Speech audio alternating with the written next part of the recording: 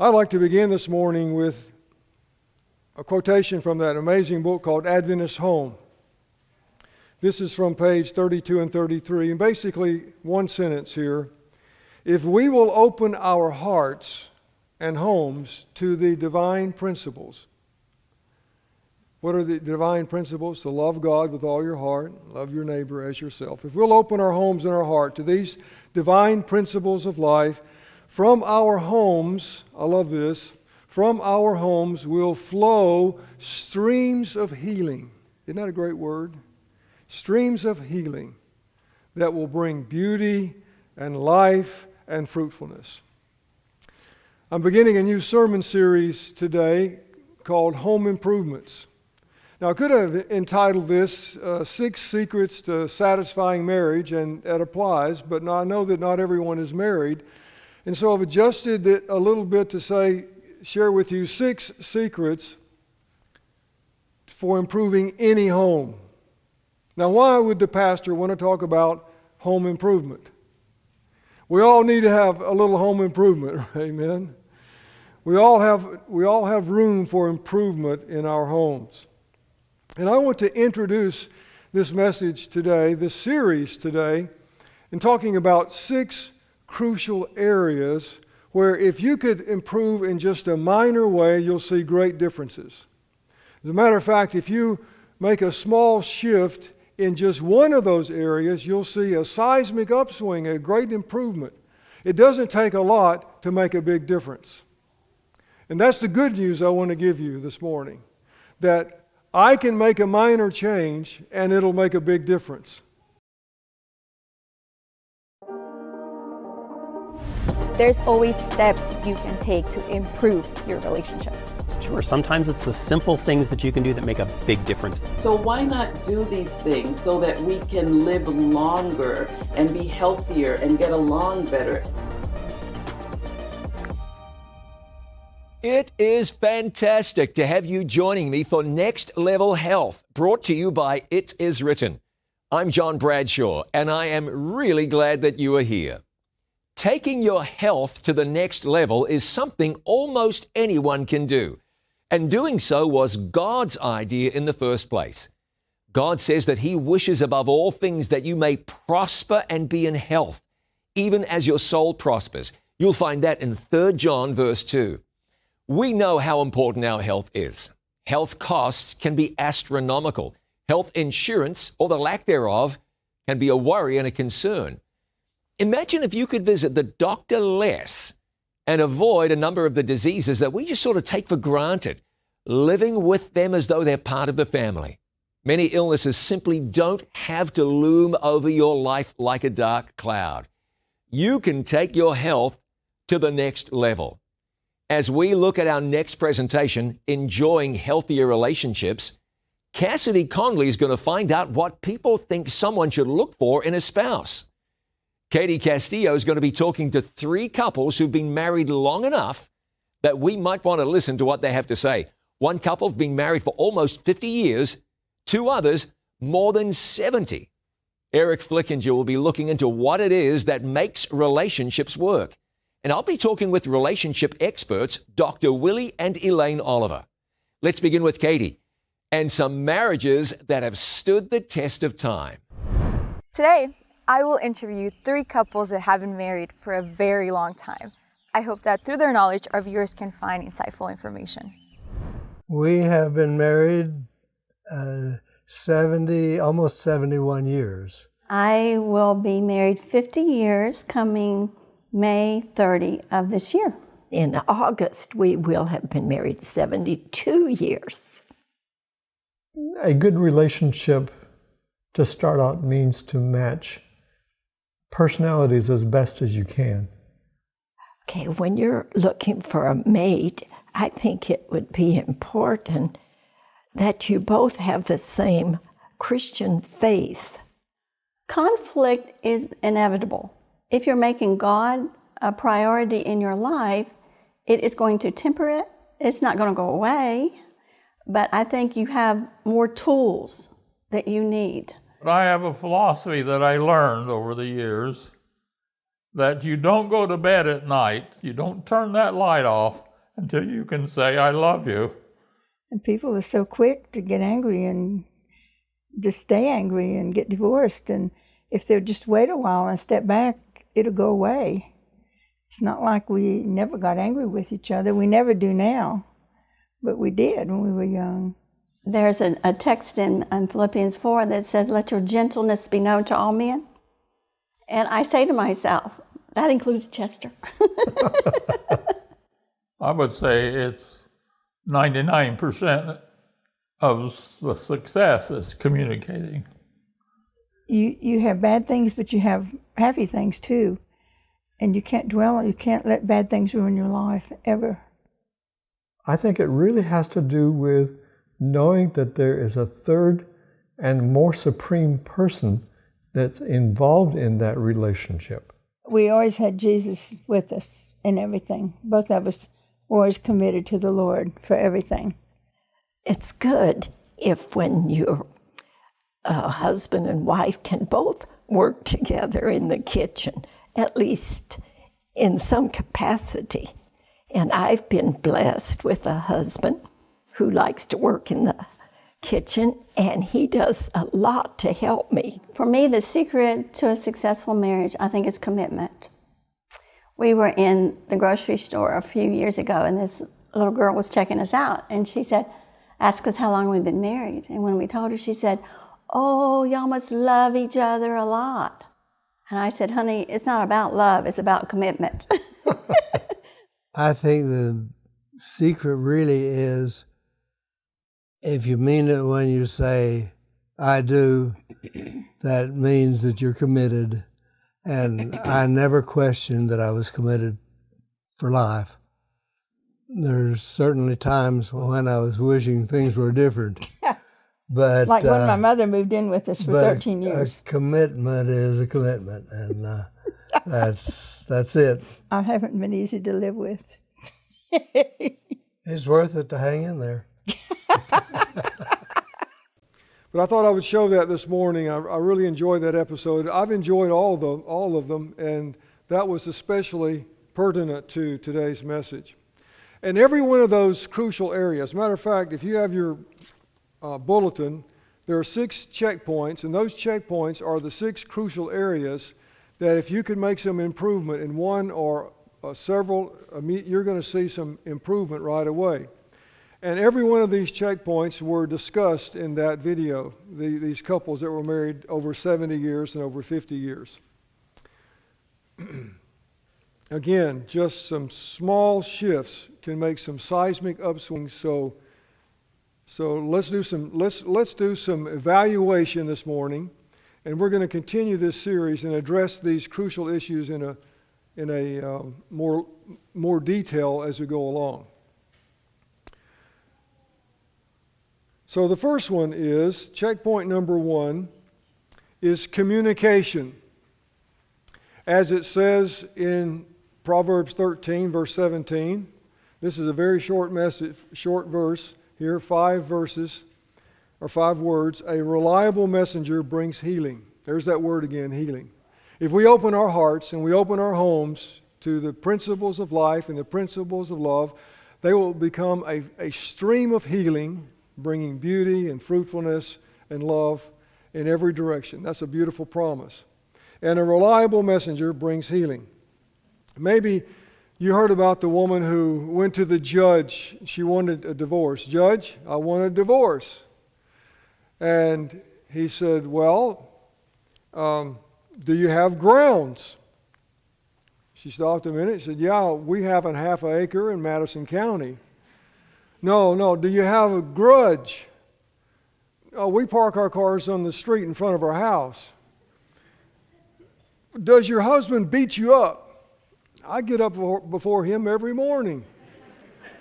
What I want to know is, why do you want a divorce? We just can't communicate. Why is communication such a hard problem? Why is it so difficult? Maybe the most important reason that it's so difficult is that we assume, we expect that people think like we do. Have you ever found that you think that people think like you do and they don't at all? Especially men and women. Do you think God intentionally created it that way? Maybe.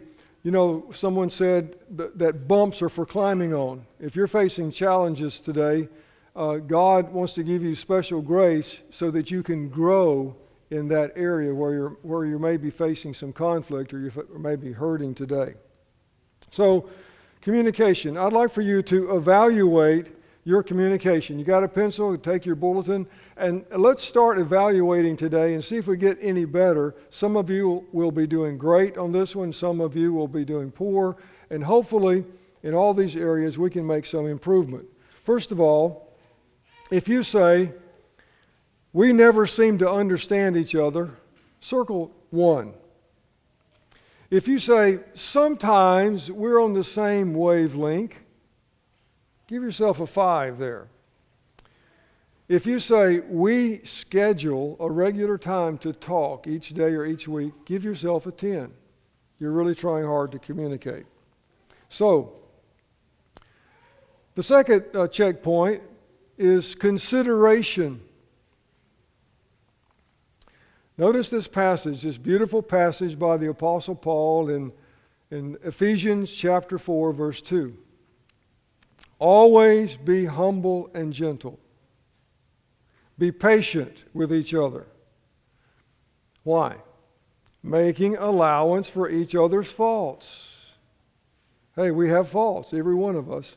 And then the last part, just kind of those last few words, because of love. Because you love one another, be patient with one another, because we all have some faults. We need to be patient with one another.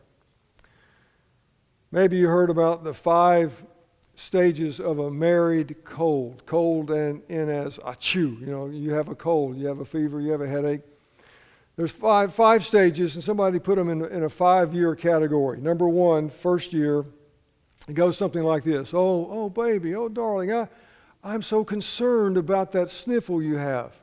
I just called the paramedics, and they're going to take you to the ER, give you a checkup, and I'm sure they're going to admit you for a week and get you some rest and relaxation. And I know, honey, that you don't like hospital food, so I'm going to have some good food brought in for you. That's year 1. Year 2 says something like this. Sweetheart, I don't like the sound of that cough. I've arranged for Dr. Johnson to come and make a house call. Let me tuck you in. Year 3. You look like you have a fever. Why don't you get in the car and go down to the Medi-Stop and get you some medicine, and I'll watch the kids. Year 4. Oh, honey, let's be sensible. When you finish feeding and bathing the kids and washing the dishes, you really need to go to bed. Then there's year 5. Oh, for heaven's sake, do you have to cough so loud? I can't even hear my television program. Honey, would you please go to the other room until my program is over? You sound like a barking dog. Evaluate yourself. How considerate are you? If you say, well, I'm considerate of others when I'm in a good mood, maybe give yourself a 1 there. If you say, I help others when they ask, that's good. Give yourself a 5. Or if you say, I look for ways, I'm on the lookout to help people. I'm just looking for ways to help people. Give yourself a 10. That's consideration. The third checkpoint is compromise. It says in 1 Corinthians 13 that Alan read for us this morning, love is patient and kind. Love does not jealous, is not boastful or proud or rude. And here's the one I want to zero in on, this phrase. Love does not demand its own way. Have you learned that you can't always have your own way? As a matter of fact, did you know that the number 1 reason that couples get a divorce is not because of alcohol or abuse or adultery? infidelity, the number one reason that couples get a divorce is because one or both demand their own way. It's my way or the highway. Inflexibility. I can't give in. I can't cross the aisle. I'm going to have it my way or it's the highway. And that's what happens. A lot of people take the highway. Here's the facts of life, and it was again mentioned in the video we just watched, is that in every human relationship, you're going to have conflict. Have you noticed that? And one of the reasons is that no matter how much you love someone, no matter how long you've been married to someone, there are certain areas that you are going to disagree about. Even in the church, even in theology. Is that true? Absolutely. There's been wars fought over theology for centuries. So there are always points, there are always places that we're not going to agree on. And of course, I like that sentence that helps us a lot. It says, we can agree to disagree. Now, that wasn't true with Paul and Oscar. The story's told about a couple of guys that lived up in Alberta close to a place called Valley View. And if you go there today, you'll see two parallel fences that are about 2 feet apart and that run parallel for half a mile. And you look at that and you say, well, what's going on with that picture? Well, there are two farmers. One is named Paul, one named Oscar. And they kind of got into a conflict that erupted into a family, it erupted into a feud. What happened was, Paul was thinking, I want to keep my cattle on my property and I want to keep your cattle off my property. And so he went to Oscar and he said, hey, Oscar, why don't we build a fence? And we'll split the cost, 50-50. Oscar said, no, I'm not putting my money in the fence. I'm not going to do it. So Paul went home and brewed over that. And finally he decided that he's going to build the fence himself. And so he did. He built it a mile long. A nice fence. So one day he and Oscar are out there at the fence together, and Oscar says, well, Paul, looks like we have a fence. Paul says, no, we don't have a fence. He said, I had my land surveyed, and the fence is 2 feet back on my property. So Oscar, let me tell you, there's 2 feet of my property across the other side of this fence, and if I see one of your cows stand on my property on the other side of the fence, I'm going to shoot it. And Oscar knows that what Paul said is the truth. And so what does he have to do? When he gets ready to use that pasture land that's adjoining Paul's property, he builds another fence 2 feet apart for a half mile long. Now, what does that tell us? That tells us, now Paul and Oscar are gone. They're no longer with us. But those two fences stand as a monument to the price that we pay for stubbornness and selfishness. And I want to have it my way or the highway. So how are you doing on that flexibility? How are you doing on, did I give you the title of that one? It's compromise. Checkpoint number 3 is compromise. How would you evaluate yourself on adjustment and flexibility? If you say, I'm stubborn and I'm going to get my way, give yourself a -10. You got a long way to work. If you say, we stay with an issue and we keep working at it until we come to a compromise, that's good. Give yourself a 5. If you say both of us go the second mile to resolve it, give yourself a 10. So hopefully, if you are getting a 1 or 2 in some of these areas, that over the next few weeks, you'll begin to grow. And again, it only takes a minor change to make a major difference. That's the good news. Checkpoint number 4 is courtship. In other words, keep on dating your spouse, or keep on doing the things that you do to have fun with the person that you're in a relationship with.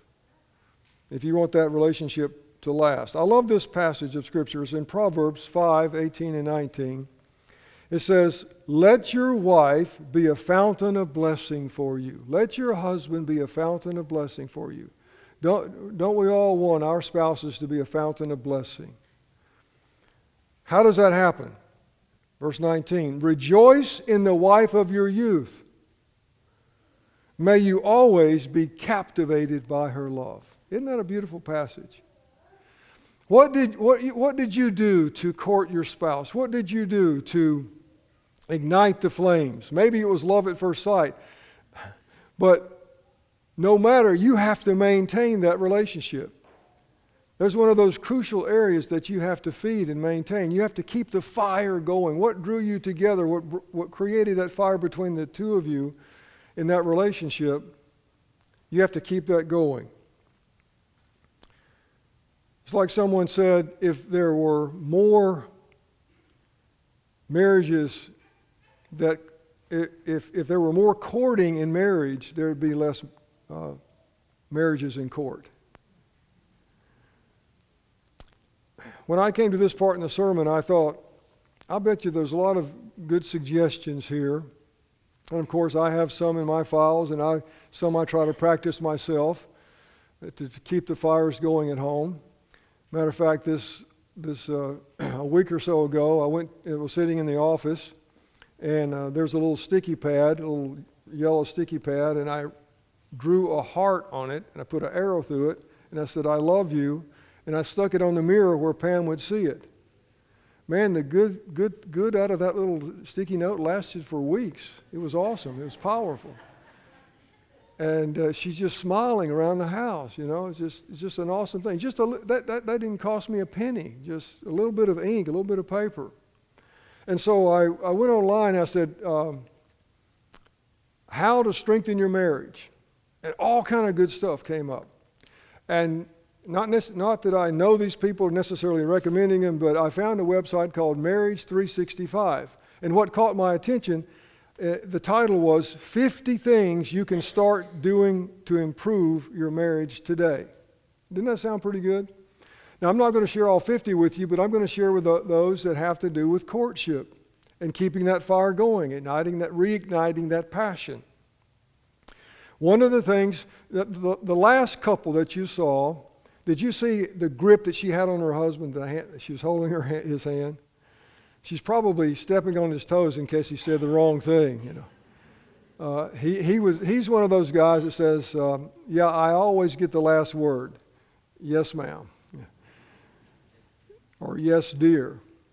So one of the things that you can do to just rekindle some love is reach over and grab your spouse's hand. Even while you're watching television, even while you're sitting in church. That doesn't take a whole lot of energy, but boy, does it reignite some things. What is it about holding hands? It's just precious. Or taking a walk. There's how you can go to the next level health and build some fire under that maybe waning marriage. Gets that courtship going again. Another thing that was suggested is that you could go to bed together. A lot of times we go to bed at different times. Make an effort to go to bed at the same time. And here's one you have to be a little careful with. Send text messages that are flirtations with your wife or her husband. You know, the problem with that is you know, sometimes you're having these text messages and you think you're talking to one person and you're actually talking to another one. So you don't want to flirt with somebody else's wife or somebody else's husband. So be careful before you press send. But you can send an email, you can send a text message, you can do those little sticky notes. I heard about one couple that they would hide messages in the house, kind of like hide and seek in different places so that they'd come across some little love notes that would just rekindle the fire. Here's one. This is a big one. You know, sometimes when you preach these sermons, you're kind of preaching more at yourself than the congregation. And here's one of those points. Turn off your cell phone. That simply means give your spouse your attention. Make sure there's time when you turn that off. Here's a great one. You know about this one. Go away on a weekend getaway. just by yourself. Plan that, schedule that, save for that. One that's like dynamite that could last you months, write a love letter. The old-fashioned way, with ink and pen and paper. Did you ever write your fiancé a love letter? Yeah, you probably did. Do that again.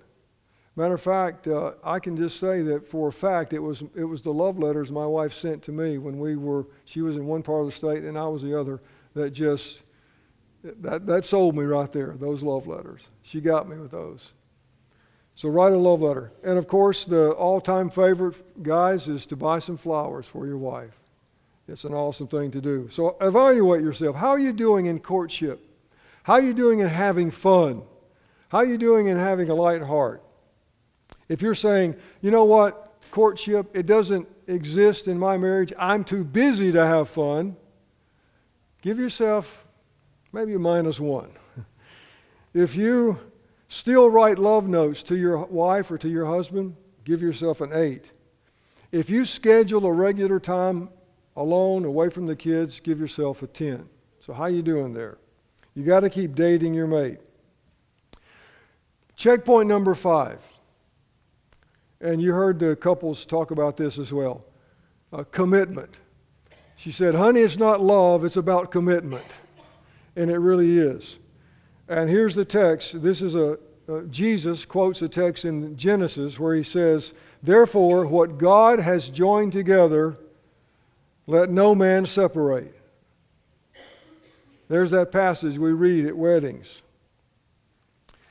Let me just get to the point here. You're never going to build a great marriage as long as you have divorce as an option. As long as that back door of divorce is cracked in any way, I can slip out that back door sometime, you're never going to build a great marriage. You have to close that door to divorce. You have to shut it. You have to have it removed, have it sealed up. That can't be in your vocabulary. You can't threaten your spouse. Well, I'm going to divorce you if you don't change your ways. So as long as that's happening, you see what happens is it's easier to walk out than it is to rebuild. It's easier to run away than it is to rebuild. And what the great thing about it is it's more rewarding to rebuild than to run away. So I want to encourage you to think about rebuilding that relationship. And that's what we're talking about this morning, because we all have conflicts. We all have these issues that come up in our life and in our marriage. I like this definition of commitment. I can't say that I necessarily like it, but I think it's true. One definition of commitment is, I am deciding to be unhappy for a certain period of time. I'm just going to have to be unhappy. I'm willing to be unhappy until we work it out. That's a good definition of commitment. There's another word that often is used here. Well, we are incompatible. Incompatible is just another word for selfishness. Almost any two people are compatible if you work at it. The grass is not greener on the other side. The grass is greener where you water it. And if you put your time and energy and use the time and energy that you use fussing and complaining and arguing and fighting and put it toward improving, focusing on improving and making a minor change to make a major difference, you'll begin to tackle that enemy one step at a time. So evaluate yourself in this 5th area. If you say, well, I'm toying with the idea, I have this back door, it's open a little bit, give yourself a 0. If you're saying, when I'm mad, I threaten my spouse with divorce, give yourself a 2. If for you, divorce is not in your vocabulary, divorce is not an option, give yourself a 10. How you doing there? Hopefully, even today, if you've been toying with that idea of divorce, I pray that the Holy Spirit would help close that door and you could have it settled in your heart and in your life and in your marriage. Checkpoint number 6 is Christ. Jesus Christ. And here's what Paul says in Philippians chapter 2, verse 5. And Jesus said, your attitude, talking about your attitude toward one another and how you relate to one another, your attitude should be the same as that of Christ Jesus. How did Jesus treat you? Jesus wants you to treat others like he treated you. You see, what I'm saying this morning is you need communication, and you need consideration, and you need compromise. You need courtship, and you need commitment. These are all crucial areas, and if you make a small change in any of these areas, you'll make a big difference. But more than all those together, what you need most is Jesus Christ. You need Christ. Why do you need Christ? You need Christ to empower you to be able to communicate. You need Christ to empower you that you could be more considerate and thinking of others first. You need Christ to not demand your own way, to reach across the aisle, to say, I'm not stuck in my opinion. I'm going to listen to the other side. I'm going to cooperate. We're going to work it out. We're going to stay with this issue. We're going to do our best to go the second mile. You need Christ to help you recreate those loving common times that we have together, to reignite that passion, reignite that fire. Somebody said, well, we don't have a lot in common. Well, create something in common. It could be as simple as walking or simple as camping or whatever you do together. Take that time to do it. But it takes Christ to be committed, to be unhappy until you work the issue out. Jesus gives you the ability and the power when human love wears out. And human love can wear out, can't it? The greatest improvement that you'll ever make in your home is by putting Jesus Christ in the center of your home. Now, how do you do that? First of all, you invite Christ to be the center of your life. Lord, come into my life, come into my heart. Jesus, I ask you to be the leader, the Lord of my life. I ask you to be the person in charge of my life. That's the first thing you do. And if you haven't made that decision, you can make it today. You can make it right now. Lord, come into my life. God, I want to live by the principles of life. I want my family to be a stream of healing, to bring beauty and fruitfulness and life and love. And then, once you've done that personally, reach over and grab your spouse's hand, grab your children's hand, grab that person that you need to rebuild that relationship with, and say, together, let's work it out. Together, let's work together. Together, let's make let's address this issue that's bringing us apart. Let's make an improvement here. Let's commit to treating each other the way Jesus treated us.